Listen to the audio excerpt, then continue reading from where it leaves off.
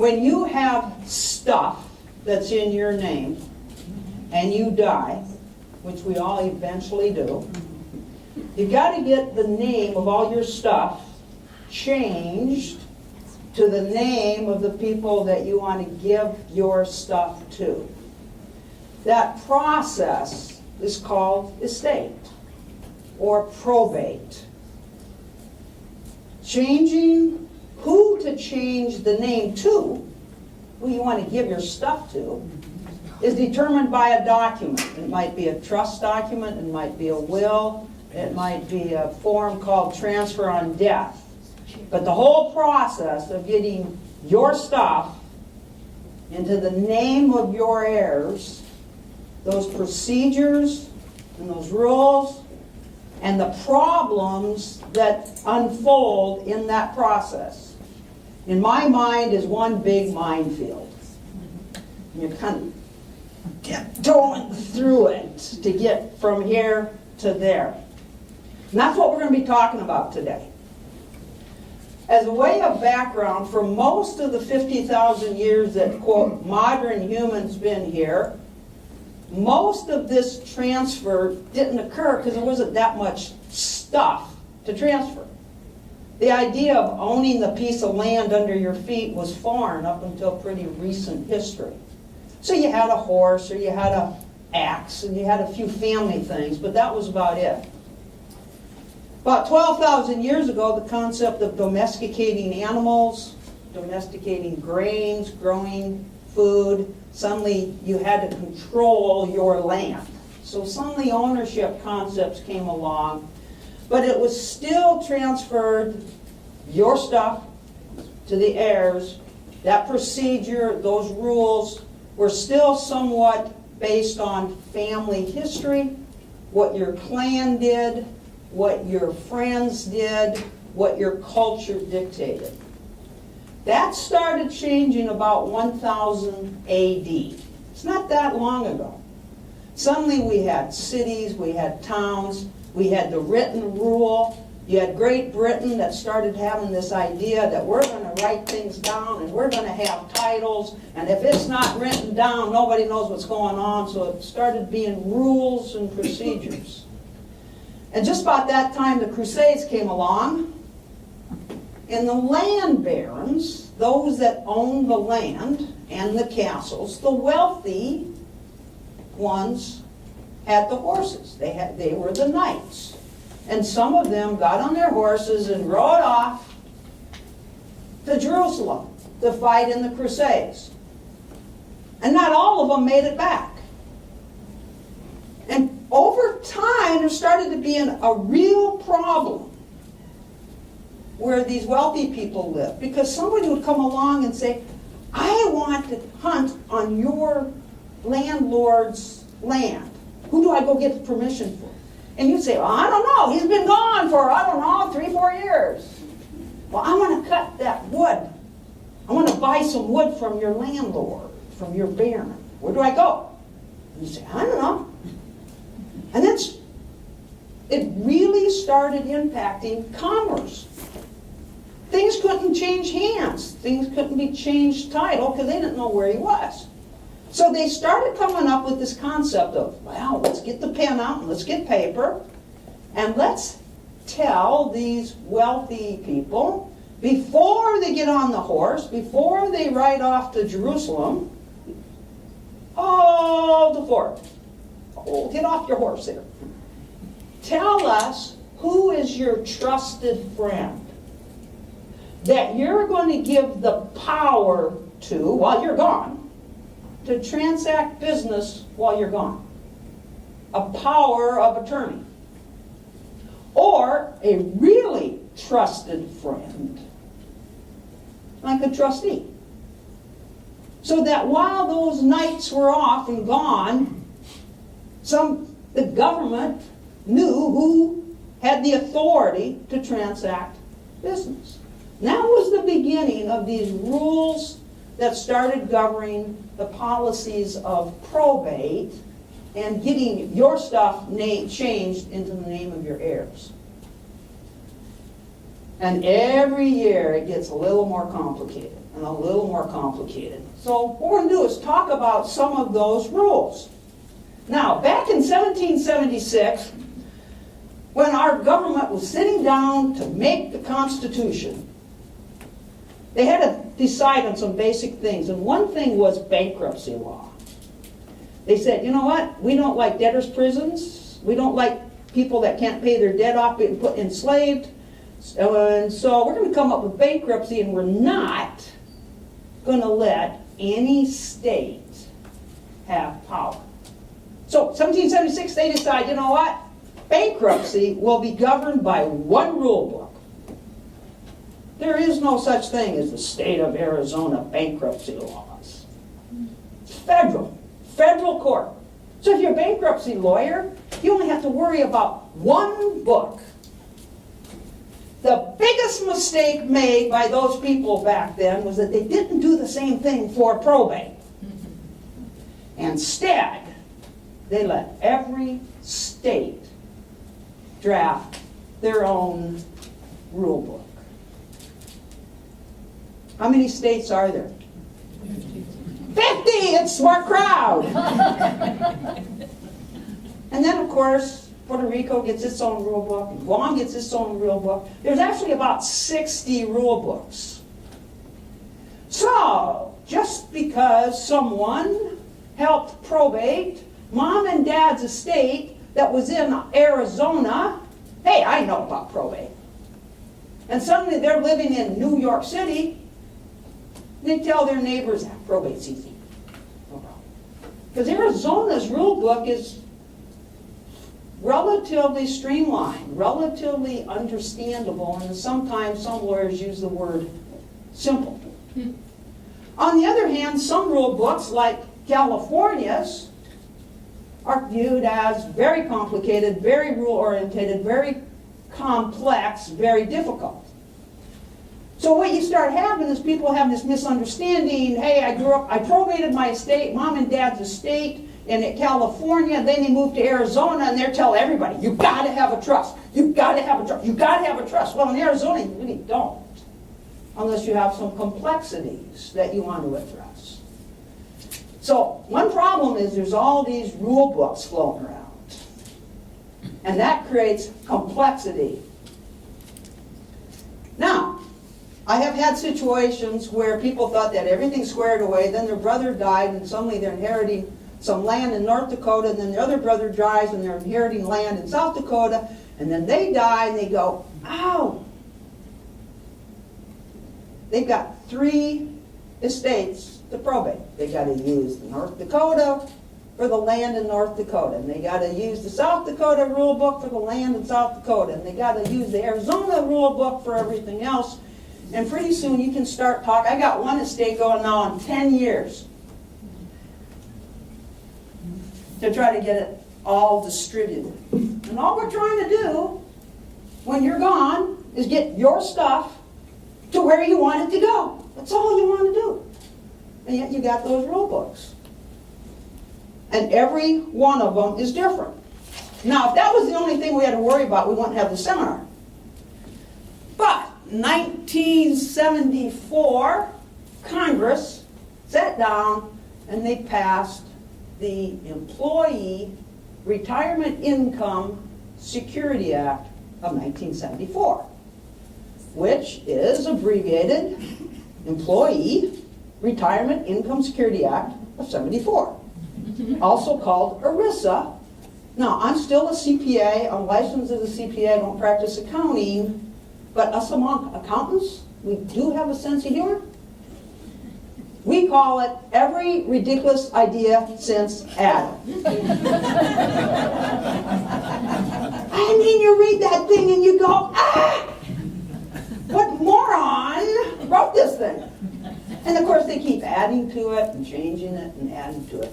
And what really creates confusion is if the thing that you have, one of your assets, is an ERISA plan, which is an individual retirement account, a Roth individual retirement account. A lot of people call them IRAs or Roth IRAs. or simple IRAs, or simplified employee pension plans, SEP, or 403Bs, or 457s, or 401Ks, or defined benefit plan, rabbi trusts. There's a whole list of types of retirement plans. Main feature is tax deferral, is governed by ERISA. And guess what? If it's an ERISA plan, they ignore your trust. They ignore your will. They don't exist. The only thing that matters, the only thing that matters with anything governed by an ERISA plan is the beneficiary form on file. Now, you'd be shocked how many people confidently tell me, I've got my beneficiary forms all on file. Send it off to Fidelity when I open the account.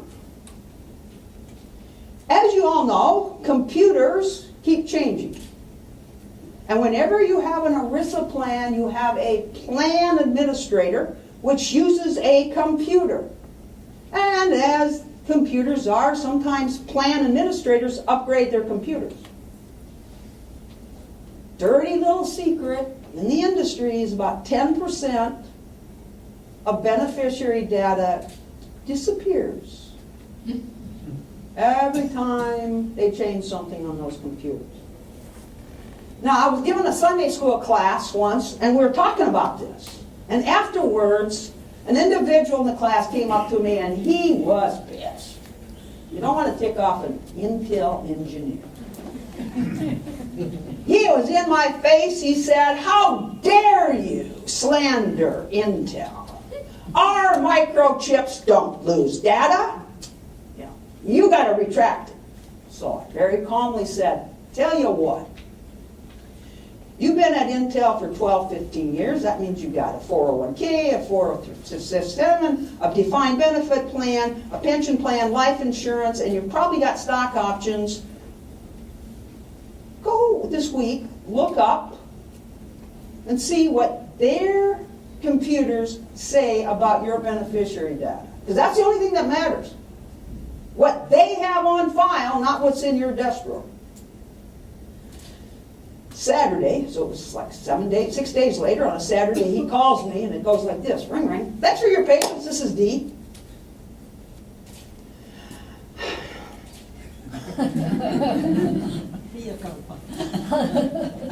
And I said, "Hello? How did you know?" I said, "Because I see it all the time."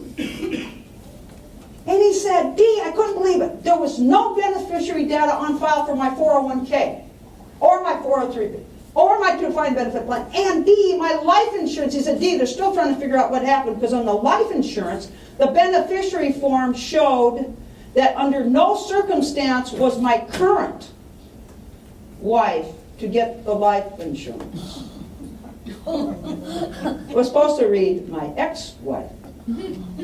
He said it would have been a catastrophe if he had been hit, and he bikes to work every day. So I didn't have to do a retraction.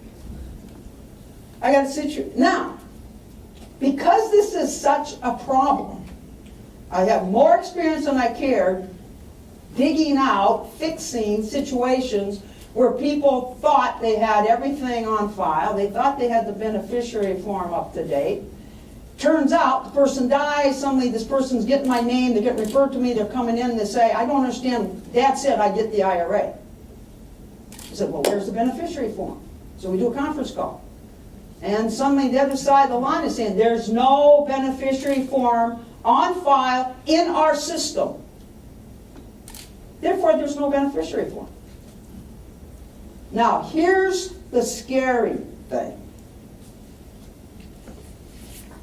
Every ERISA plan on planet Earth has an acceptance letter from the U.S. Treasury.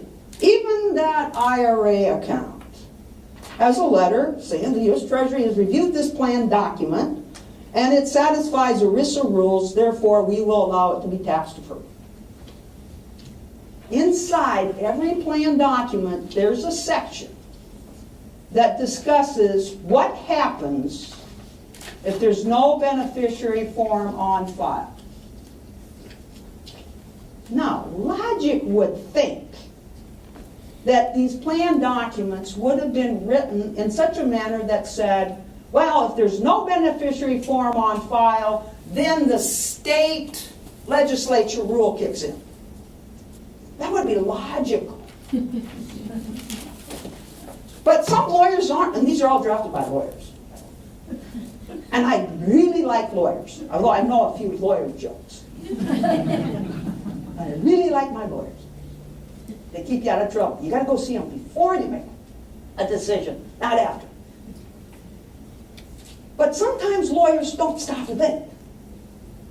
And I have seen plan documents, I'm dealing with one right now, where it says if there's no beneficiary form on file, the IRA will be split among the living blood children. Does that include adopted children? There's some real hard feelings, right? Sometimes it says it goes to the spouse. Sometimes it says it's to go through probate, which means then the state law kicks in. It's an absolute time bomb if you don't have these beneficiary forms. And so what you do is about every 3 or 4 years, you call Fidelity, you call Schwab, you call UBS, you call Merrill Lynch, you call every person that's got an account with you that you know of. Yeah, Wells Fargo, you got a problem. They may have some accounts you don't know of, but I just had to put that in. I'm not slandering them. I've just read that in the newspaper. And you call them, and here's what you say. I need a copy of what your computers say is my beneficiary. And if they say there's none on file, then you say, okay, I need a beneficiary change form immediately. And when you say immediately, start trying to get them to fax it to you right then and there.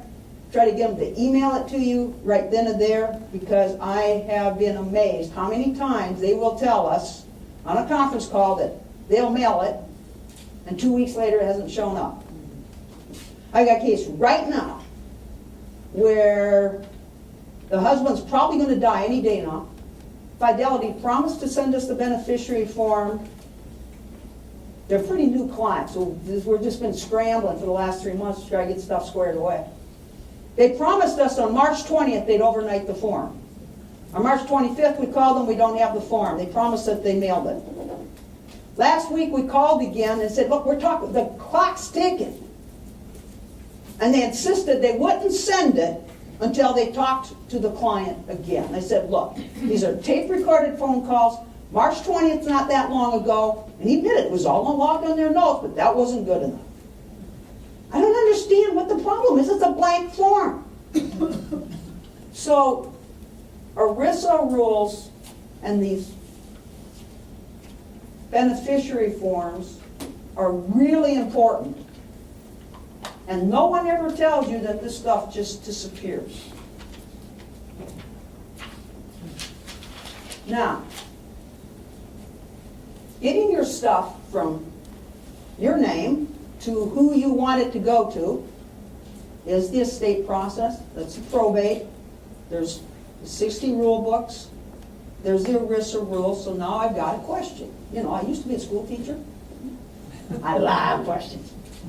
I want you to think for a second. What percent of Americans currently, today, have a will? The will is the document that tells the government who is to get your stuff. What percent? 35. 35. 10. 23. 20. 25. 40. 20. 20. 19. 5%. Guess what the correct answer is?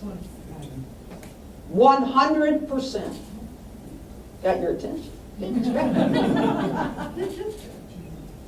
Every single person has a will on file. The second you're out of the mother's womb, you have a will. What it is the state has it all written for you. Every single person has a will. But if you don't like what the state has written for you, you'll be amazed how many people aren't exactly impressed with state legislatures. They're going, what? Those bozos wrote my will? Yeah. So the question is, how many Americans have written their own will? The answer is actually 60%. The other 40% are writing on what the state that they're living in wrote. And for some people, that's fine. They take a look, they find out from a lawyer, what happens if I die without a will written by myself? You're going to use the state, what does that mean? That's fine. But it's interesting, when you really sit down with somebody, I've got a couple right now, say, married, no kids, parents are gone. So I say, you have a will written? No. You got a trust? No. I said, you guys travel a lot. I mean, you were to Antarctic last year, Greenland the next year, you're hiking on Mount Everest. I mean, you could end up dead. And they say, well, we'll go by what the state says. I says, well, okay, that means it goes to your siblings. And I look at the wife and I says, that's okay with you? She goes, yeah.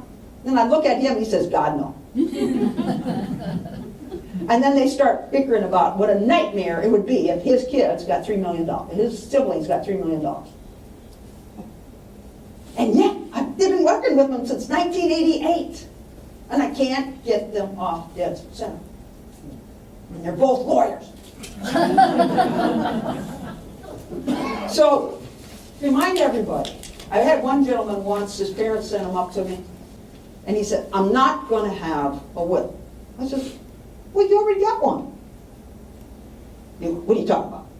I said, you already got a will. I said, what? And so I told him, the state's got one. He looked at me. They do? He literally got on his phone calling, hey, Mom, I need the name of your lawyer. I'm going there.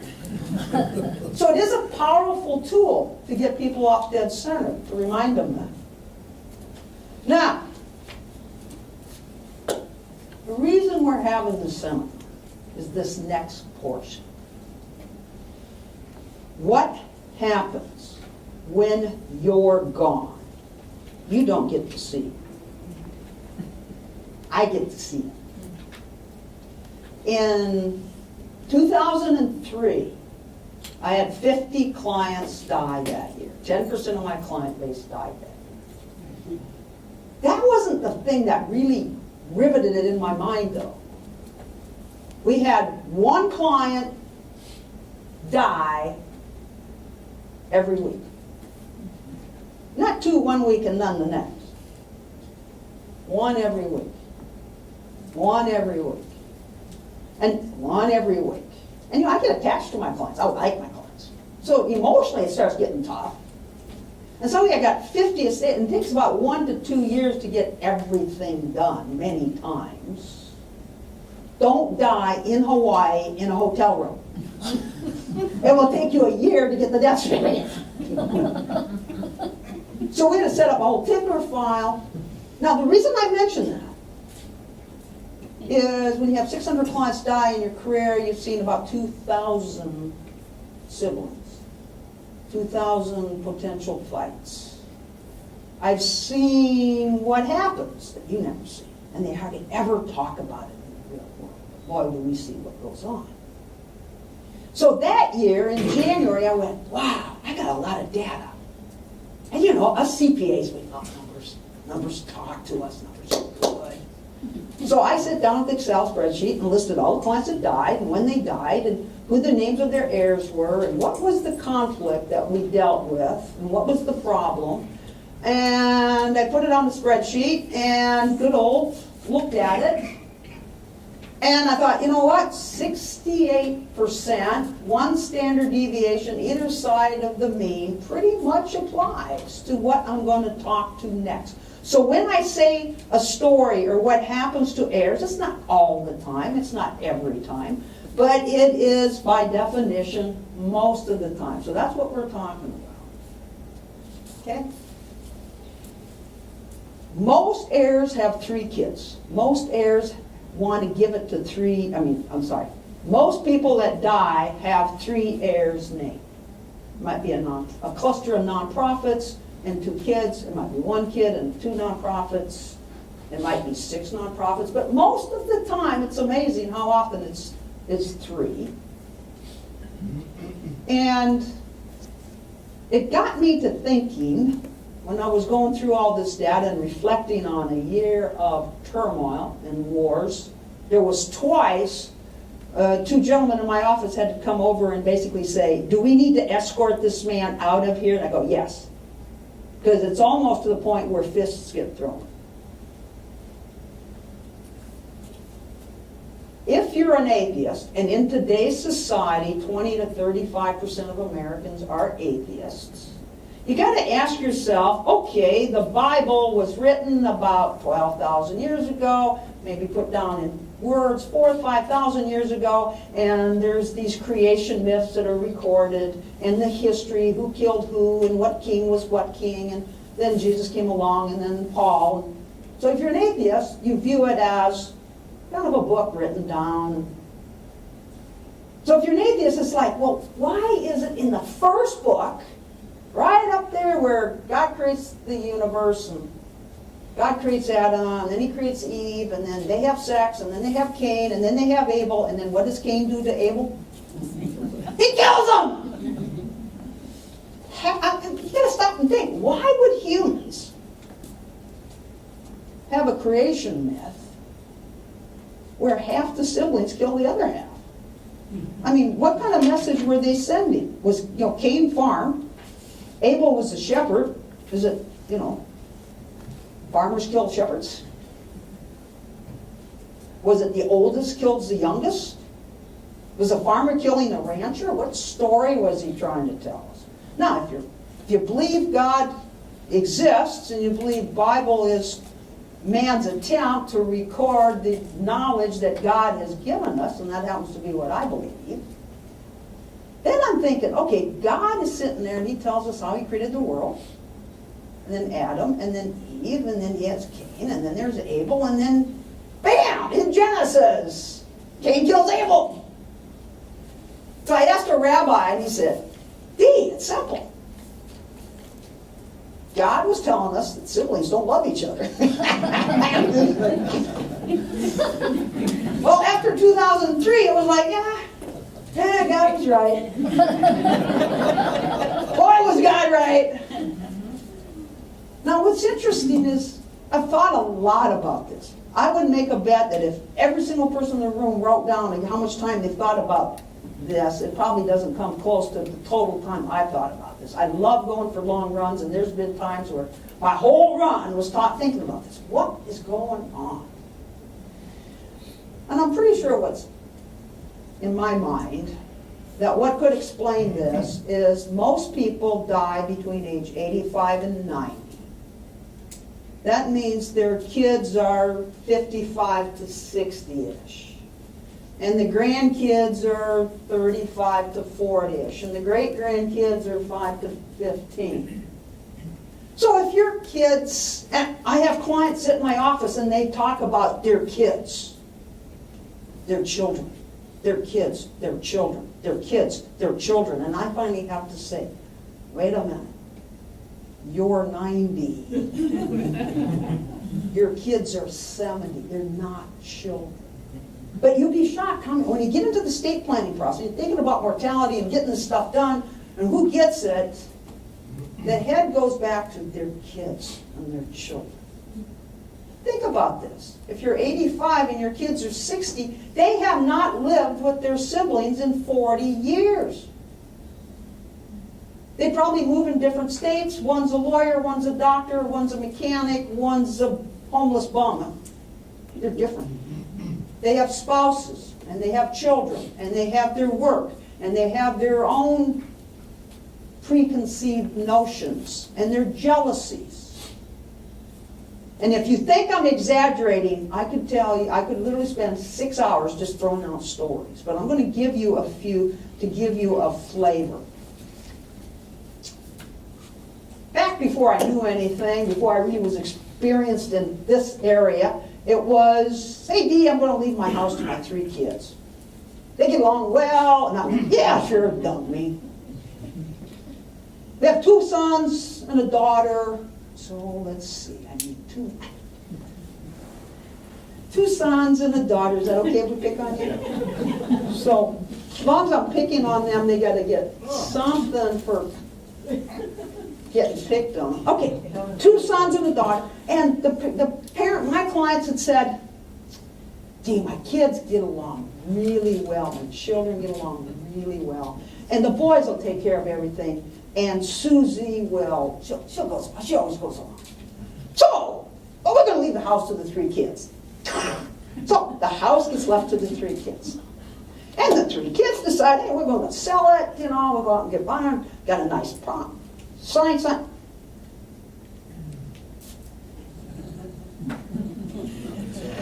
Oh, it is time to get even. Susan, all her life, these 2 kids kept telling her what to do. All her life, these 2 kids got everything they wanted. Hey, I'm not going to sign this. So the 2 kids said, well, man, she won't sign. So you decide to go get it rented.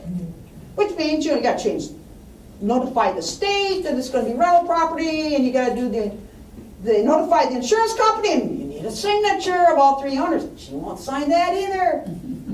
She's having so much fun. And these 2 have had it with her to this day. They don't talk.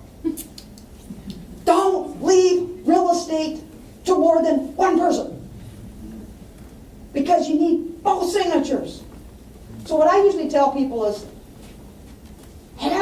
write in your documents, sell the house, and if the kids want to buy it, they can fight. They can bid for it. Or give them the house to 1 person. Because I have seen that little, or one was just, they both agreed it should be sold, but one thought it was worth $500,000, the other one thought it was worth $1 million, and the one that thought it was worth $1 million wasn't about to sell it for $600,000. And some of these things just sit there for years. Jealousy. Are there jealous people in this world, Evan? A few. Mom, I have heard this a couple 100 times. Mom always favored Tom. Mom always favored Tom. So now it's time for my share. I don't care what that document says. I'm just going to take it. Well, then the courts get involved. And then police are called. People go to jail. And now they're really pissed. So then pretty soon, jealous people talk to other jealous people, and pretty soon they come up with some pretty cool plans. One is, well, Mom loaned you $300,000. You owe the estate $300,000. Pay out. I have seen documents forged. I've had to testify that there's no way that was my client's signature. On the other hand, other people just kind of tear up loans. I didn't borrow $200,000. That was a gift. So every time they say that was a gift, the rebuttal is, oh, cool.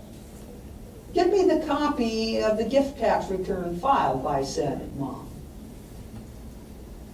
I've got one estate now. I think there's 3 lawyers involved fighting over an alleged $1 million loan. What's going on? 6 years now? I mean, this stuff just becomes a minefield. I had one situation where he called me. He got the name from someone. And he said, I got your name from so-and-so. I don't know if you can help me. But my grandmother died, and I just got this call, and they say I'm the, he said, let me see here. You could hear him rustle. He said, yeah, something called a trustee. I'm the successor trustee of my grandmother's estate. He says she didn't have much. She was living in a nursing home, so I don't know what this is. I said, well, go to the lawyer and get everything he's got and come to me, and we'll kind of walk you through just ABC of what successor trustees do.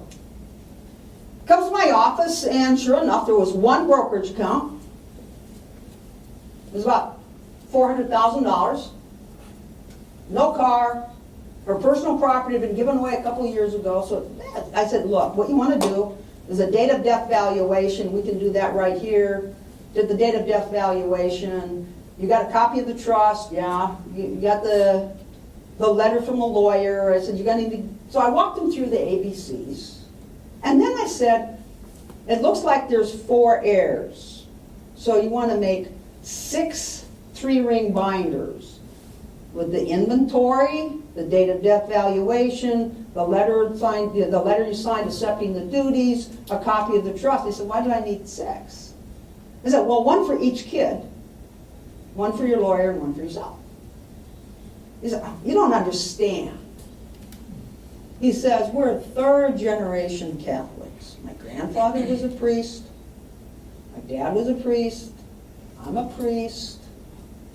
We get along well. It's not about the money. I said, great! But, I got a little experience. So just go down to the printer. I made you this first packet. Make a bunch of extra. Put them in your trunk. 2 weeks later, he calls me. And he's crying.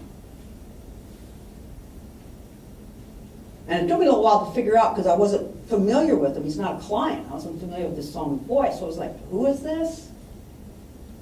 And then he told me, and I said, oh, I said, and I don't know why, but I immediately said, so what happened at the funeral? And he just was dying to tell somebody. We're covered by U.S. Privacy Act. So when I give you these stories, I change a few. There might be 4 kids instead of 2. But to illustrate exactly what I see. So I said, well, tell me what happened. D, we were at the parking lot before the funeral. And my 3 siblings came over and said, so, what do we get? And at first it was like, you mean, what role do you get in the funeral? They said, no, what do we get? What's our inheritance? So he says, I pop over to the trunk and I hand it to him. And he said, in less than 3 minutes, I was accused of stealing $200,000 from my grandmother. Because that must be the only way a priest could afford a $200,000 house on Duluth. They said, well, don't they know that you've been working as a professor part-time? And all the money you earned as a professor all these years went to that savings account? Because you told me when we first met.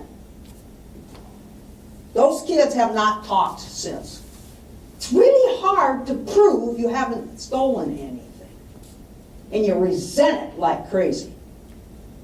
Because he had to go back and basically get bank statements to show him where the money came from, to get him off his back. So we're going to talk about some things you can do to avoid these train wrecks.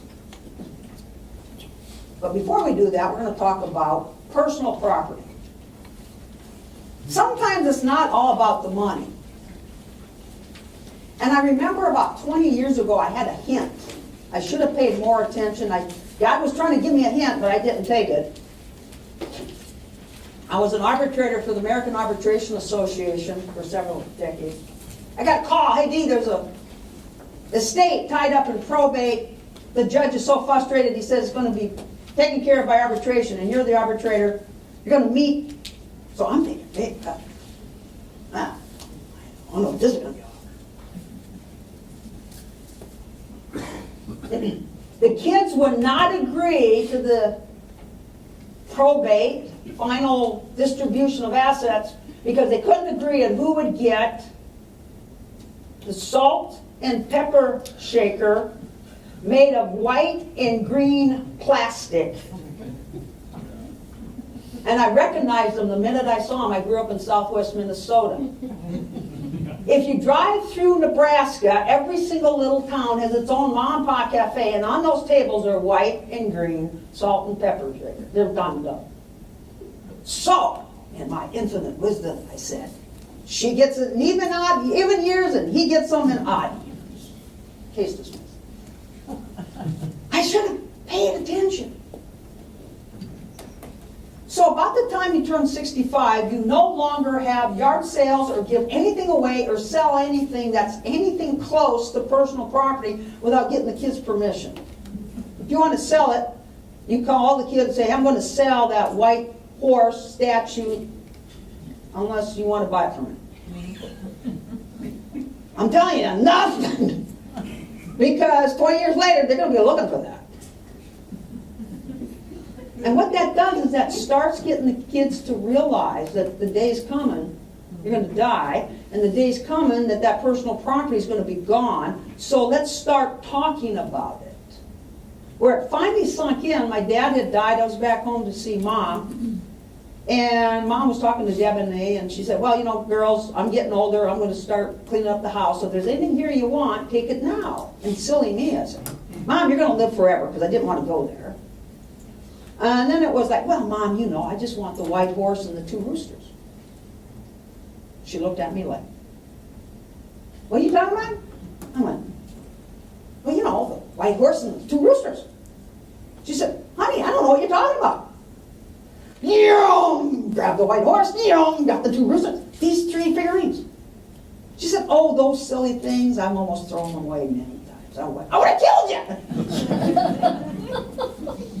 On the way back to Arizona, I couldn't get out of my head. How is it that I just assumed Mom knew? And it finally dawned on me. Mom had gotten those 3 things as wedding gifts. Mom was 43 when I was born. Those 3 items had always been, to me, the sign that I was home. The 2 figurines of what's called the gold crown, the gold ring pheasant, and this white statue.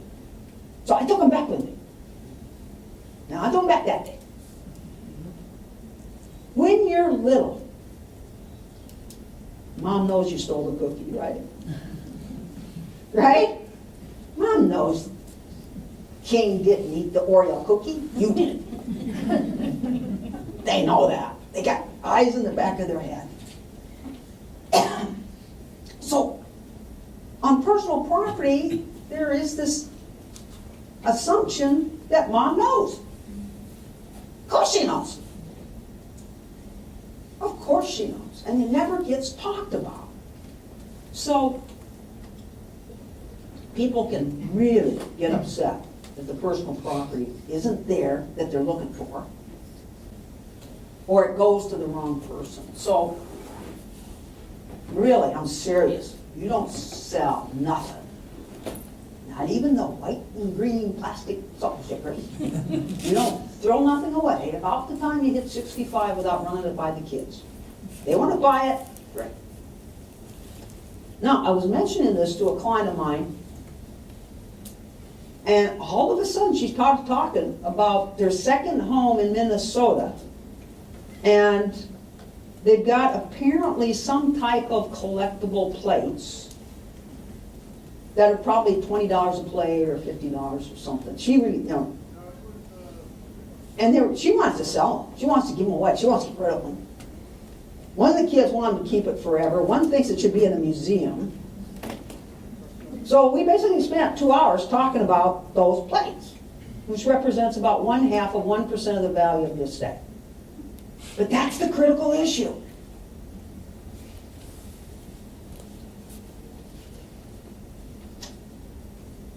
That's all there is. You know how many times I've heard that? That's all there is. People see some statement, or they hear some comment made by Dad or some lawyer, and they forget, it may have been 20 years ago, so they remember the highest number they ever heard. They remember the highest number they ever heard. So if you casually left a statement out, it's Thanksgiving, and they see it's a $300,000 statement, they immediately say, well, the house is worth $400,000, and the statement's worth $300,000, and mom and dad always keep it, oh, the state's probably, the kids do that. It's not kids, in-laws. And that's the number in their head. They forget that there's medical costs. They forget that they may give some of it away in between. They forget that they may spend it down over the next 20 years. So one way to avoid some of this conflict is have the beneficiary forms filled out.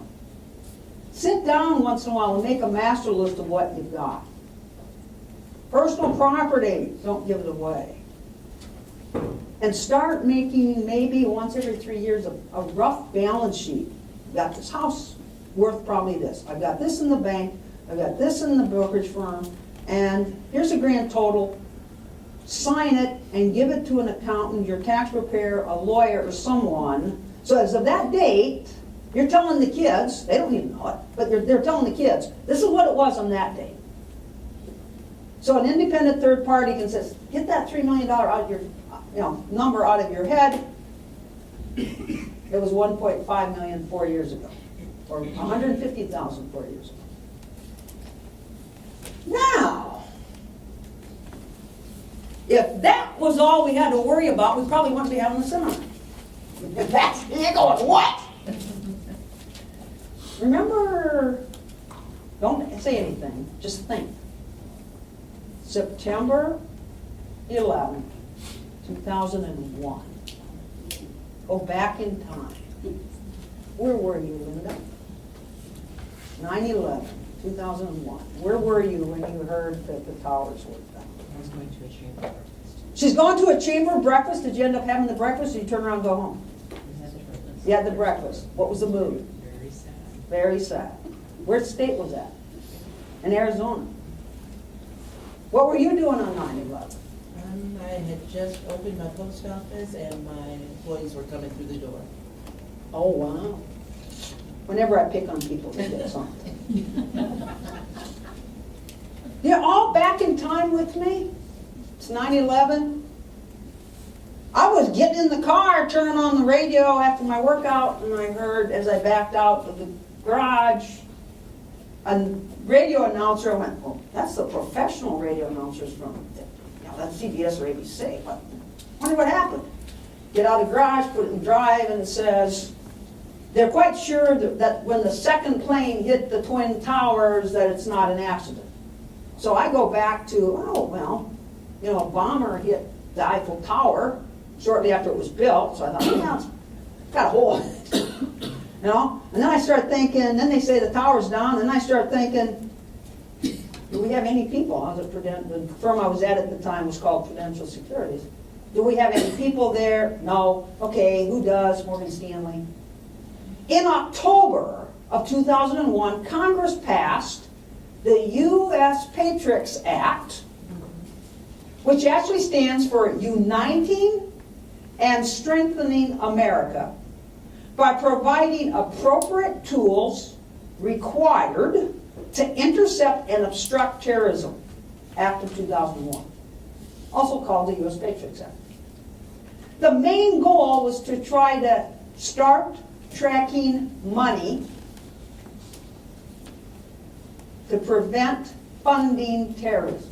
That was actually the main goal. Yes, they have wiretapping in there, and yes, they can go look at your emails and all that stuff, but the main focus was to track money. So inside that rule, that law, that act of Congress, is something called another book. You have yet another book to deal with, called the Customer Identification Protocol. And it's federal. It's not state. Federal law. Now, because of the complexity of it and the demands of it, the financial service sector said, no! Can't do it. You're asking us to do too much. We got to pass the U.S. Privacy Act, so we got a reason to keep it private. Well, that took 4 or 5 years. Then they had to get the computers up and running. So it's quite possible that you may know somebody that settled a estate 45 years ago, and they get that D. Griebel doesn't know what the heck she's talking about. I didn't have that wrong. And it's true. Most banks, most brokerage firms are just starting to implement it. But now, it seems like to me, everyone in the financial service sector is meticulously following the customer identification protocol. Let me tell you what this has done. Remember back at the beginning? You die, your stuff, your name's got to change. You know, I keep picking on her. We should. I'm really sorry. I really should. You know. How many grandkids do you have? 8. Oh! Well, let's see. 1, 2, 3, 4, 5, 6, 7. You know, usually they have 3. I don't usually. 6 kids. We'll just do grandkids. You're gone, your stuff's got to get changed. The name's got to be changed. So these documents, the wills and the probates, tell the legal system to who. The beneficiary form tells everybody to who. But before that name can be changed, the customer identification protocol must be satisfied 100%. Not 99.9%, and we'll wink and a nod at the 10th. So that's what we're going to talk about. And the thing that I've discovered is mom dies, dad dies, there's emotions. Everything from regret to anger. Men take it harder than women. Trust me, when dad dies, the man, I have seen this well over 68% of the time. I'd say it's 90. The men of the family take it much harder, and they're very reluctant to admit it, except one-on-one, or what I've observed. And then you got this jealousy, and where's the money, and that's all it is, and where's the personal property? So you got this ocean and hurricane and turmoil of emotions just rippling through all the family members. They're having fights over how much they should spend for the casket. And when I say fights, I mean fist fights. I was talking to a pastor that works part-time at a mortuary, and he says he's seen people throw fists at each other because the one daughter's feeling like she didn't take care of mom and dad. She wants to go the 20,000 route, and the other one says, 500's fine. And they get into it. So in this mix of suspicion and greed and anger and regret and jealousy and siblings having spouses, the spouse starts beating suspicion.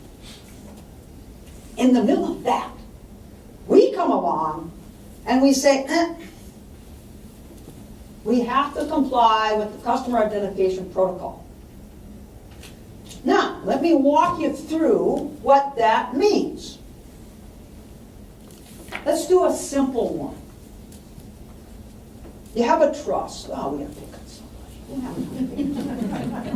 Hi. What's your name? Paul. Paul. Paul's turn. There you go, Paul.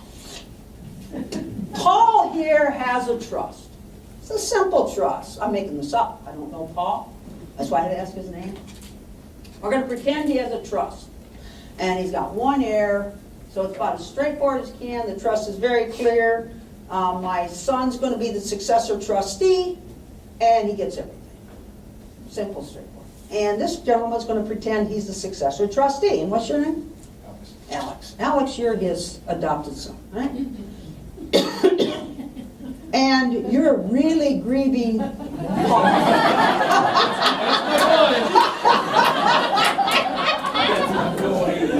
Oh, that is good. That's good. I've never had that. It was very good.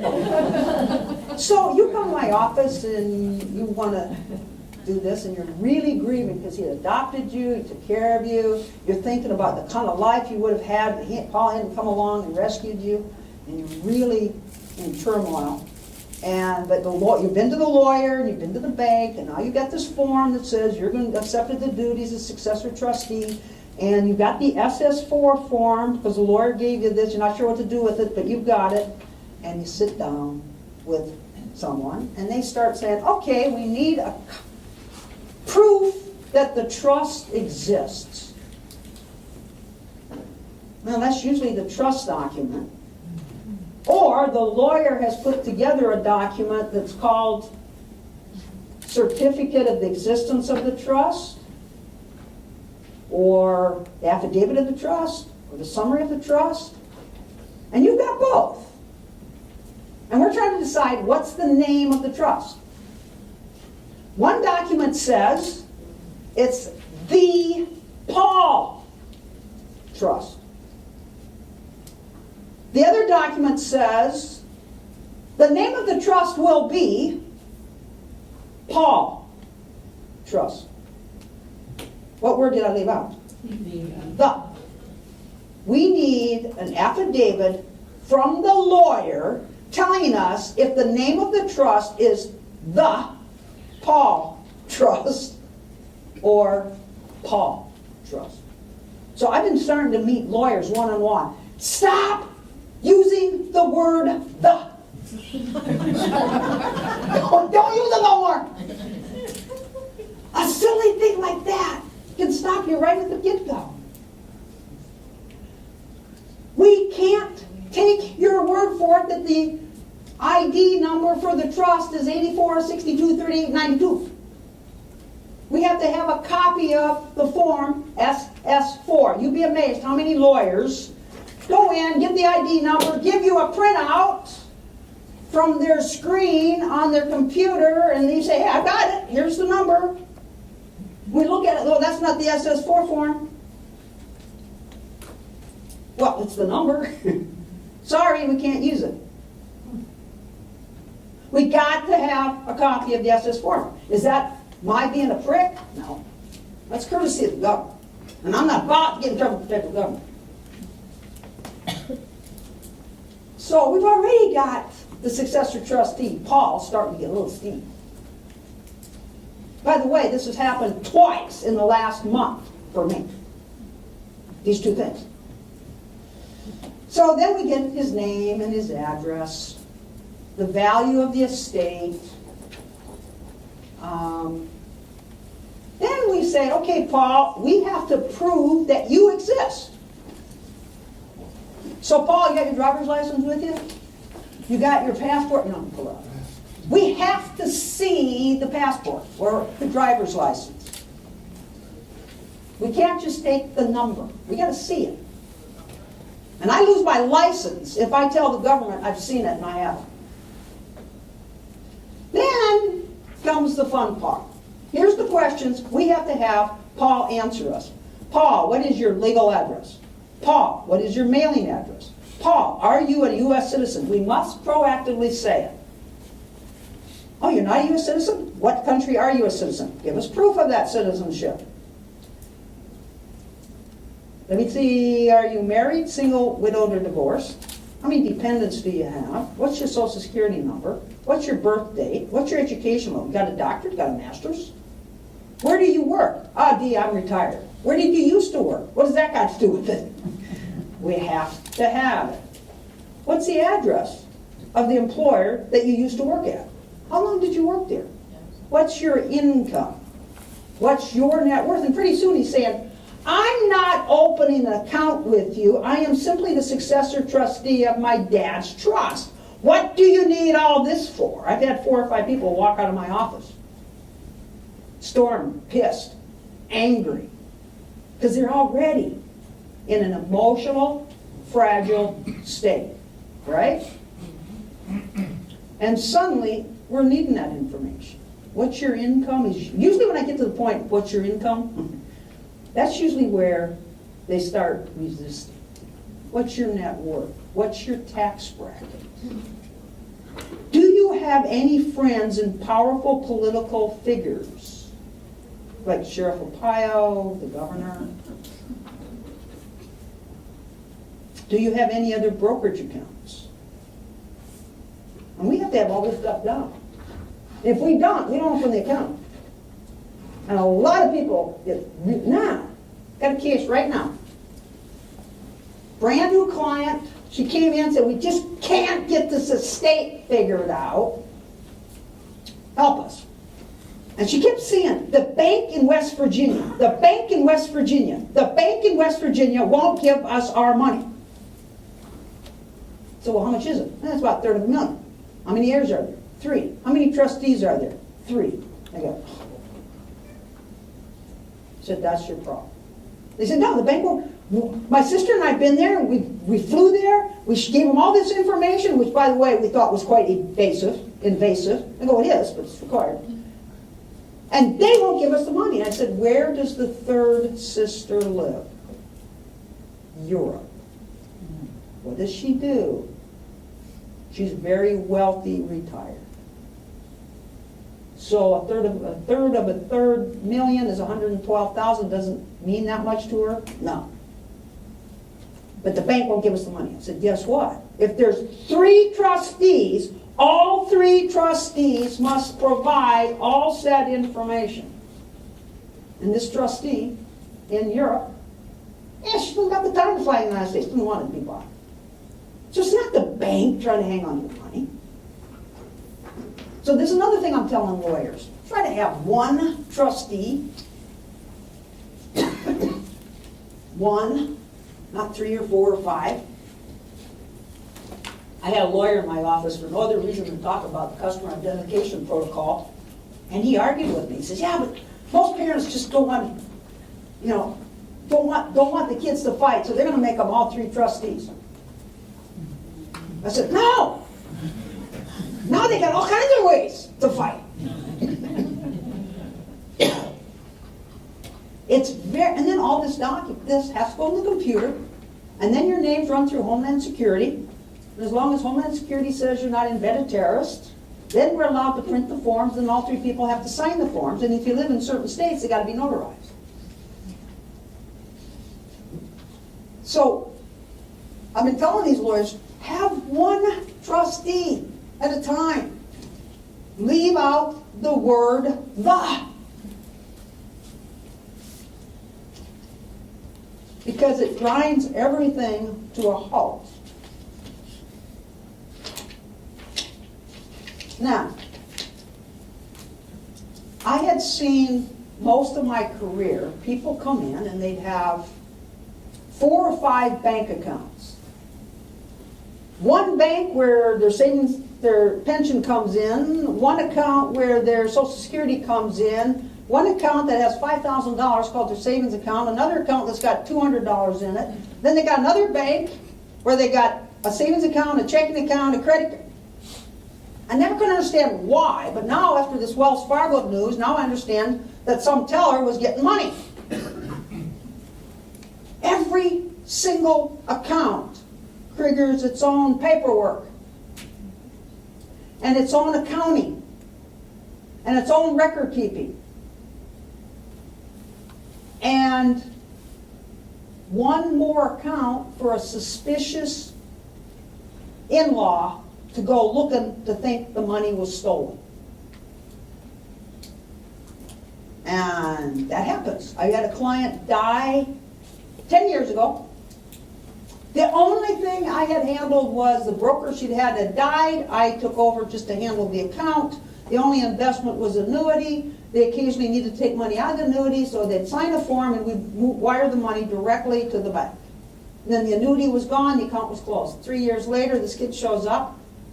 The man is claiming his brother had to have stolen $500,000.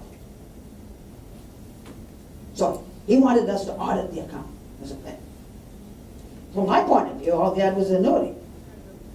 Go back to the master records. Only this other one I ever had was annuity. I said, if there was any money stolen, it was stolen at the bank. Every year for 3 years, he showed up in my office and took about half an hour of my time to go through the same. He couldn't get it out of his mind. So finally I got ticked off and I said, I don't want to ever see you again in my office. You just get exhausted. And you burn through a whole bunch of time and emotional. But that's the stuff that's going on out there. Now, I have heard many parents say things like, my kids, my children, I don't want to, I try to encourage them to spend some money, go on a trip, maybe fly first class instead of coach, and they say, oh no, Dee, I want to make sure each of my kids inherits.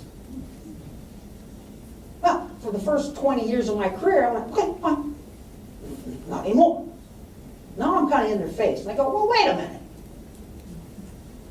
I see something no one else sees. I see what happens to your estate once you're gone. And I've seen it 68% of the time. This is what happens. 68% of the people that die have 3 heirs. One heir will be calling me the day after he or she finds out mom or dad died, wanting to know, he wants to come down and pick up his money because he's got some creditors to get off his back. And then they'll call the next week, and the next week, and it is totally stunning.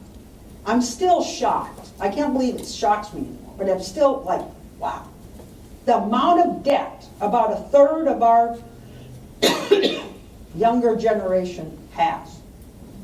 Just as an example, I had a client, her 60th birthday, healthy as a horse, best friend, sitting in Scottsdale, third car back behind the stoplight on a Friday at 4 o'clock in the afternoon. What could possibly go wrong? Well, a 17-year-old that was pissed off at her boyfriend for leaving her, text her dad, saying, I'm so mad, I'm going to kill as many people as I can and kill myself. So she floors the SUV, the Hummer, to about 100 miles per hour, and she hits these 4 cars. One of my clients was in those cars. So it's completely unexpected death. 3 heirs. A week later, the heir in California calls me and says, well, what's mom's estate? Now, this had been a long-time client, so I pretty much knew to the penny. He said, about $3 million. He said, oh, good, then we can pay off her debt. We're going to fly in for the funeral, I'll swing by and pick up the check. And I said, whoa. Whoa! First of all, it'll take several months probably to get the death certificate. And we can't do anything until we get the death certificate. Then we got to have the lawyer tell us who the successor trustee is. Then we got to do all this paperwork. Turns out he had $1 million of debt. He was a school teacher making $60,000 a year. His wife was making $30,000, so that's $90,000. Interest on $1 million of debt for them was $50,000 a year, plus some principal is another $10,000. So basically, they were borrowing money to pay the bills. What were they thinking? My observation of the majority of estates is about a third of it's already spent. And they're just psychologically assuming that they'll get out of this debt hole when the inheritance comes. So all this care and concern and prudent investing goes out the window about a third of this estate. Another third will go very often like this. Wow, this will really help us. This will really change we can retire earlier, we can take care of our children's education, there's no problem. And then over the next year, I'm hearing things like, Dee, send us $100,000, we're going on a cruise around the world in honor of our parents' memory. Dee, I'm going to buy the Corvette in honor of parents' memory. Dee, I'm going, and it's gone in a year. And generally, one heir is that responsible one, and they really don't say, oh, gee, I really don't need that. but I really got a good relationship with my Merrill Lynch broker, I've got a real good relationship with my Wells Fargo broker, whatever. And I said, well, we'll help you with the transfer. It's somewhat nauseating to me to see the amount of money blown that has no positive impact at all on society or life or people once they're gone. And it finally got to the point where I've been talking a little more in depth with clients about who gets the money, because we got to be really careful. We can't do undue influence. It's their money to do with as they want. But I'm actually to the point now where I'm going, let's talk about this a little bit. I said, I don't want to influence you unduly, but I do have information that I think you need to hear. And then they start thinking, well, maybe I should leave some for the grandkids. And I said, you know what? I have yet to have one grandkid that acted like it was anything but a nuisance. One kid inherited $1 million from grandmother and blew it all in less than a year. Her biggest expense any given month was $1,400 for her rent. It was just pages and pages and pages of $20, $30, $40, $100. It's just a waste. So sometimes parents say, I want to leave a little something to my grandkids. $20,000. And I says, look, I'm really close to a line here. I mean, I fully let them know that. But I say, you know, if you really want to leave a gift to your grandkids and your great-grandkids, and maybe even your current kids, the biggest gift I think you could give them is a civil society. And I said, way the schools are, way the laws are, how to not argue with the ump is taught more by the Little League coach than anyone else. What's the 10 Commandments are taught by the religious community. How to respect animals, humane society. How to get sources of information that you can rely upon, that they're not trying to lean you this way or lean you this way. You know, fair, unbiased information, is that sort of your byline? National Public Radio, National Public TV. I have never, ever in my life had one situation where if that heir had inherited 10% less, it wouldn't matter. It didn't matter if they inherited $9,000 or $10,000. It wouldn't matter if they inherited $90,000 or $100,000. Insurance places wouldn't matter if they inherited $900,000 or $1 million. For a third of the heirs, it just means they have a little more debt left over. For the other third of the heirs, it's just slightly less of an estate plan problem. And for the other third, it just means they buy a $90,000 car instead of a $100,000. The state of Minnesota legislature was arm wrestling how much they should support nonprofits. And to my surprise, in June of 2013, they asked me to do a presentation to the state legislature about the importance of nonprofits. And when you're doing legislation, you know, 5 minutes is a big chunk of time. So, okay, I'll do it in 5 minutes. And basically I lectured them about, we got to have a civil society, and society is not exactly civil right now. We got to bring it back from the brink, and it's the nonprofits that do much of the civilization of society. And that 10% is huge in the nonprofit world. The amount of good a $10,000 donation to a medical clinic in Pipestone, Minnesota, or that $7,000 that goes to Southwest Initiative Foundation that made sure the Harmon Playfield in Pipestone, Minnesota got rebuilt. The Harmon Playfield was where I played, my sister and I played thousands of hours of everything. It was a huge playground. It had a diamond, and softball diamond, and volleyball, tennis courts, and swimming pool. I didn't know that an extremely wealthy man back in the 30s left his entire estate to build play fields in small towns across the country. I had no idea until they were doing the fundraising to fix Harmon Playfield. I had no idea. So some person 100 years ago left his estate, and it was a he, I got the name on home, I don't have the name, to build playgrounds. And those playgrounds to this day are helping our youth. So that's why I have gentle conversations with every client. You know, kids, I'm going to really want to help your grandkids, give their port to some nonprofit. And then think about it. Go out and kick the tires. And if you have plenty, maybe set up a little endowment now, or start getting a relationship going with them now. Now, I want to, before we go to the questions and answers, give you one nightmare. Yeah, as if there hasn't been enough, come on! How many of you are familiar with the concept transfer on death? Yeah? Good. Lawyers sometimes will tell people, well, just set up a transfer on death account and for smaller estates and you'll be fine.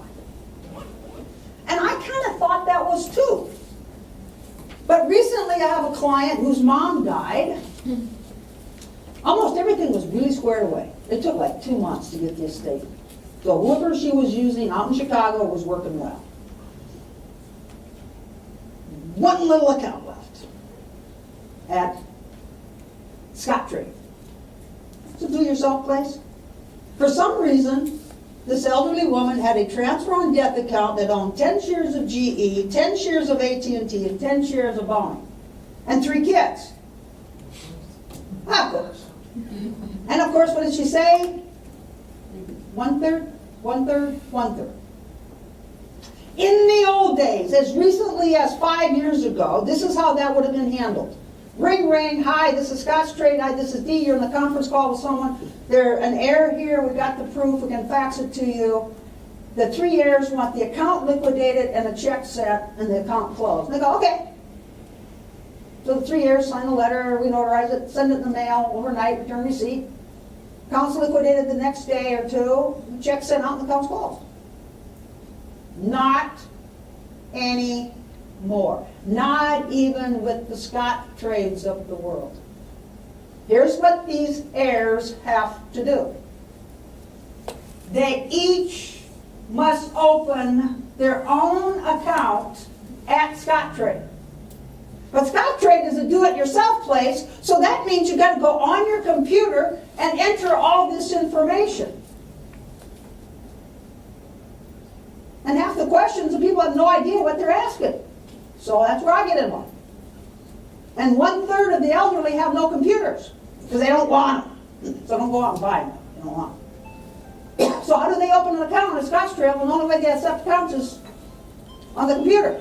Well, they come in and use my computer with a witness supervising it to make sure they're entering it, and I'm explaining to them what they're entering because I can't enter it.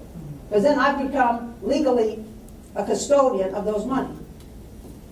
So first thing they have to do is get each of the kids to open an account, which means all the customer identification protocol.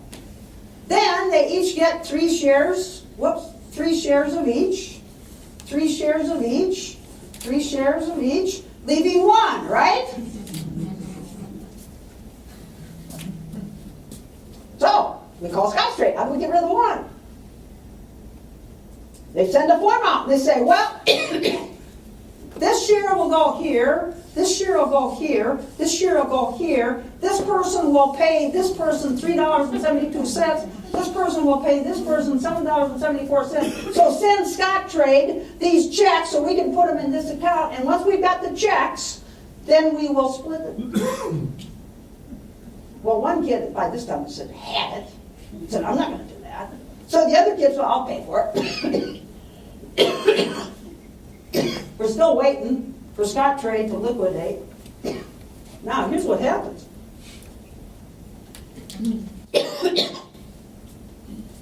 Someone you really loved died, or someone you thought you hated, you're now having regrets, died. Someone left you money's died. You're already emotionally sensitive. Suddenly you're having to do all this paperwork for pennies. So oftentimes what happens is they call and they say, sell everything and send me a check. Sell everything and send me a check. Sell everything and send me a check. And they forget one thing. And close the account. Scottrade is making a fortune on the following.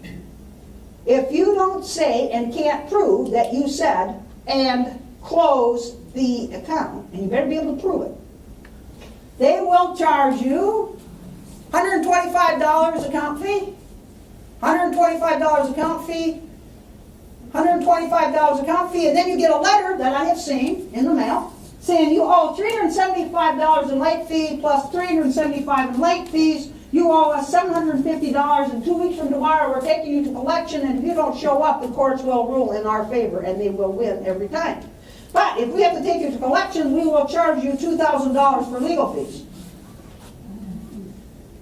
And if you don't pay, we will garnish your wages. And I bet you a year doesn't go by. I'm explaining to people that they better just pay the $750, because they will do it and they will lose the case.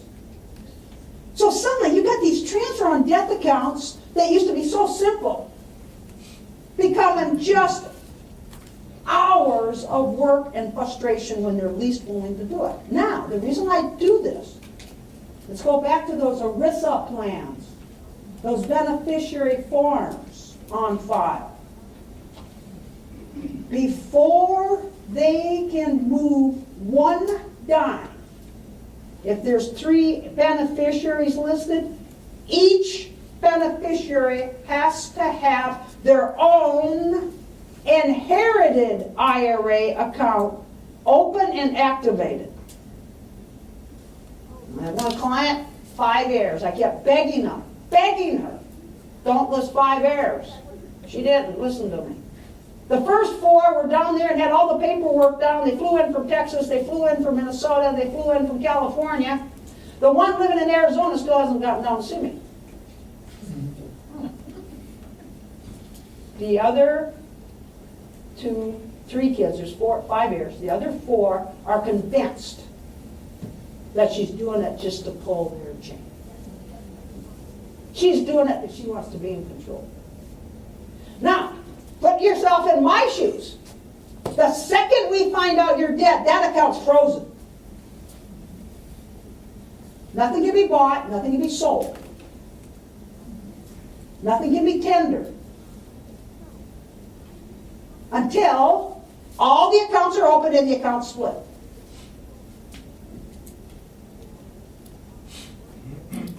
How many years will I have to wait? 3 of those 4 kids are so angry they're talking about lawsuit. I don't know where it's going to end. It's going to be kind of interesting to see what goes on. So I'm really starting to tell people you really should consider not having too many heirs in your IRA. Because nothing gets done until all the paperwork's done.